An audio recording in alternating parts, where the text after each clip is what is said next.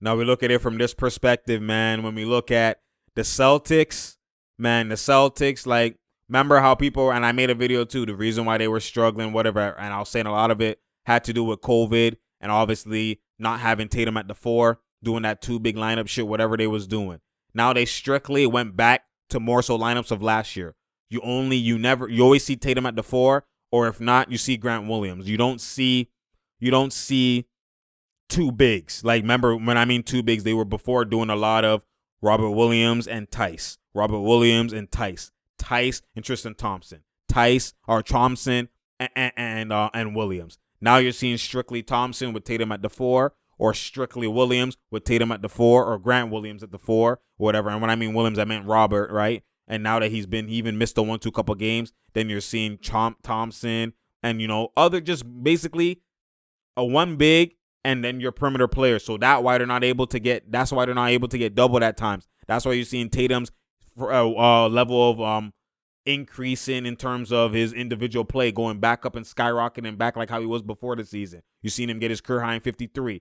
Not only that, to mention when Tatum actually talked about the fact that COVID was really rough for him. Remember when I said COVID? I felt like COVID wasn't the same. He was never the same ever since COVID, because COVID has been so rough for Tatum that he actually explained how his lungs and his lung capacity hasn't been proper, that he actually had to get asthma, had to get a puffer or whatever. He had to take asthma, or, take his puffer for, like he has asthma. He's never had to take a puffer or an inhaler ever before, right? Because he's now struggling to breathe. The fact that you went from regular man, never used puffer, never used an inhaler, to now you have to take an inhaler before games to open up your lungs. That means COVID literally changed his whole lung capacity, right? So change all his breathing and everything. So that literally breathing affects you, because when you now breathe and you now have fatigue, like if you play when you're yes, you're tired, but you're cognizant of what's going on. But when you're fatigued, like you're short of breath fatigue and you have to play during those circumstances, it's like trying to finish a set hella tired, or trying to finish this last minute on the treadmill hella tired. You move hella sloppy. You're not using this. Your technique is fugazi, right? Yeah. You're not, when you're hella tired and stuff like that, it's not the same. You don't move the same. You're kind of just going through motions, right? You're not operating at a proper level when you're hella fatigued. There's being tired, then there's fatigued. Fatigued, I'm talking about fatigue, like shortness of breath fatigue, like that kind of fatigue. Like you're not moving the same. You're tired. You're not you shoot while huffing and puffing at that severity. You're not even focused on aiming. You're not even focused on making the shot. You're gonna clap the whole rim. Like you're just shooting because you're supposed to shoot, but you're not really focused. You're not really your mental is not there because you're hella tired. All you're thinking about is you're tired and you're fatigued, right? So that is tough. That's tough, and that's what you saw from Tatum. Clearly you could see that's why his percentages were horrendous. When I saw horrendous percentages, I'm like, come on, I know Tatum has a 1-2 game where he struggles, but often like this, no way. Especially in his career year, where he was at the beginning of the year, where he was shooting 48+%. Come on now, that's context. No, he's been improving. He's been past that stage of hella inefficiency. He's most guys. If you look at their stats in the beginning of their careers, that's where they were at their most inefficient. Where they were at their most inefficient play. Ever since now, they're starting to get closer to the prime, where they get 3-4 years under their belt. By year 3, year 4, those elite top tier guys, you start seeing high efficiency. You know what I'm saying? So in comparison to their beginning rookie 2-3 years, come on now, Tatum been past that point. So when I saw inefficient play like that, I'm like, come on now, that's straight. There's something going on, especially since he missed bare games of COVID. I thought it was rhythm and stuff like that, but now it was breathing. It clearly was breathing. I knew he was tired and he said it, but to this extent, I knew it. There was something wrong, and that's the main reason for the Celtics struggles. Now he's coming back to more so play. Marcus Smart is obviously integrated more so now. They changed the lineup too. So now you're seeing full-fledged, even with Jaylen Brown being out. Now you're seeing them on a 6-game winning streak.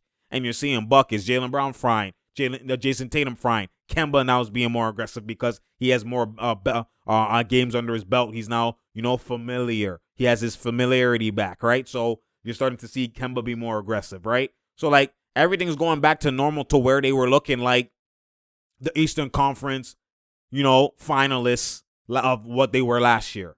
And that's what that's the Celtics you're starting to see now. And that's the Celtics I always thought that there was going to be this year, probably even better. I always thought that Celtics, especially that trio, I'm like, that's the trio that could actually threaten the Nets because they're the only trio that could shot create match individually with the elite trio with the Nets, right? Obviously the Sixers have a trio, but Ben Simmons lacks. The Bucks have a trio, Giannis lacks, right? So now they only have basically a duo in terms of creating, right? Giannis can be canceled. Tobias can be not Tobias. Ben Simmons can be canceled. So now you only have a shot creating a duo of Embiid and Tobias. And then for the Bucks, a shot creating duo of Middleton and Drew, right? That doesn't add up or match the shot creating trio of KD, Kyrie, and Harden. The only one that has a true shot creating trio that matches that is Tatum, Brown, and Kemba. And that's where I was saying, even the position-wise, they even match. I was saying that's a trio that, like, potentially the Boston Celtics probably could give them the best fight in a 7-game series in terms of the East. That's what I've always envisioned. I didn't envision anybody else. Maybe the Heat because they have elite defense and they have a trio, like they have their Butler, Dragic, and Bam, and they do shot create, let's be honest. But they're more so a threat due to the defense, and then they have shooters, right? They have like the Robinson and Hero, and they're more so like, Shamit and Joe. So, they have similar components, but then they have elite defense too. So, that's more so like just they're a different play style, but similar at times, where that's the only one that I could see also threatening them. Those two teams are the only two teams. Like I said, even last year, they were the main two teams that were like the best of the East, and you saw that by them going to the conference finals. And then that's what I still have that as those are the main two threat teams. Like the other teams, regular season, yes, but playoffs they have to show me in terms of the Bucks and Philly.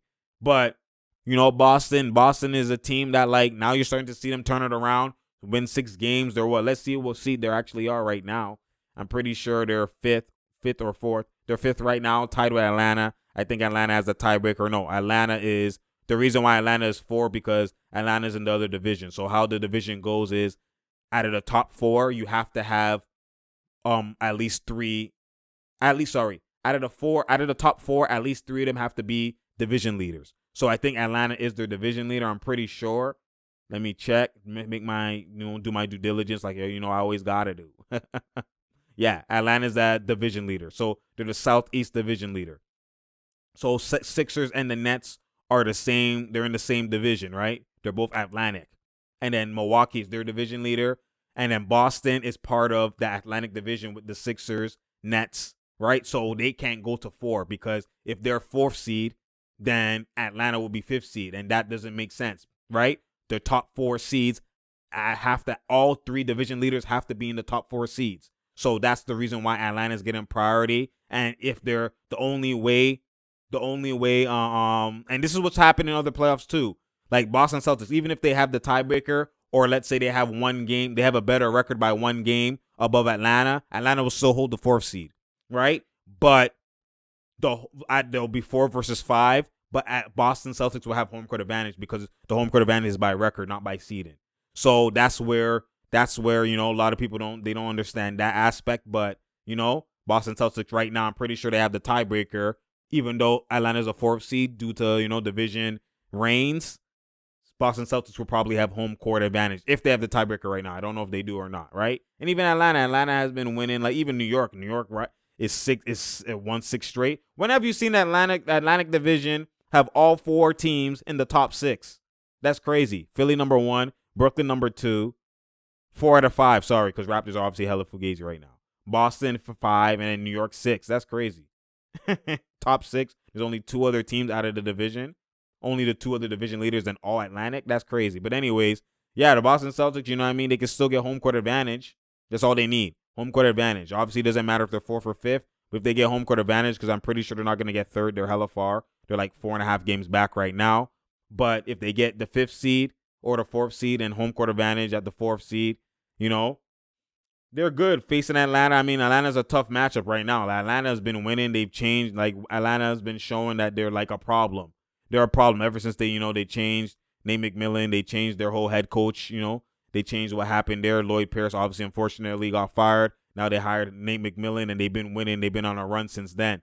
And when look at it from that perspective, obviously, like, Boston Celtics can face them, and that would be an elite first round matchup. But at the end of the day, the main objective for Boston Celtics is get a lot of wins going. They can maybe make up ground on Milwaukee and maybe get the 3rd seed. That's the furthest I think they could get. But even then, that's kind of like, that's hard. Milwaukee has to do a lot of losing for them to get that. And I don't see Milwaukee doing a lot of losing. I think that Milwaukee's also their regular season team. They're going to be winning. So I think, Boston Celtics can stay where they at and, get home court advantage at the 5th seed. And that's their best case scenario. And they just have to close out the season strong. But again, that was the reason for the Celtics struggles, and they turned it around like I said they would, and I knew they would, and then eventually they did. So you already know that's what LA looks like, man.